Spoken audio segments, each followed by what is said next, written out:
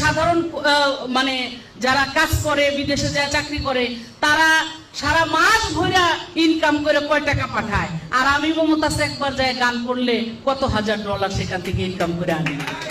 এখনো যে আমি 2বার এর মধ্যে কানাডায় প্রোগ্রাম করে আসছি, আমি বাংলাদেশে কম করে হইলো $50,000 থেকে $60,000 কিন্তু আমি ইনকাম করে নিয়ে আসছি। তাইলে এটা কিন্তু আমার বাংলাদেশে আমার রেমিটেন্সের জন্য এবং আমার এই বাংলাদেশে এই টাকাটা কিন্তু জমা হয়।